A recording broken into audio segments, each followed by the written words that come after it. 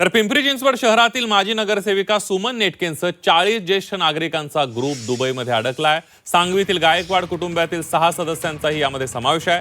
दुबईमध्ये अचानकपणे युद्धजन्य परिस्थिती निर्माण झाल्यानं हा ग्रुप भारतामध्ये परतू शकत नाहीये। दुबईतून विमानांची उड्डाणं रद्द करण्यात आली आहेत। भारत सरकारने विशेष विमानाची सोय करून अडकलेल्या भारतीयांची लवकरात लवकर सुटका करावी अशी मागणी या सगळ्या अडकलेल्या नागरिकांच्या नातेवाईकांनी केली आहे। आमचा संपर्क तर आज सकाळी झालेला आहे।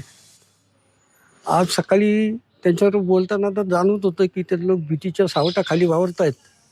माझ्या सख्या 3 बहिणी, आमची भावजं आहे आणि आमच्या गायकवाड फॅमिलीतले टोटल 13 जण आहेत आणि पिंपरी चिंचवडमधील 40 जण आहेत।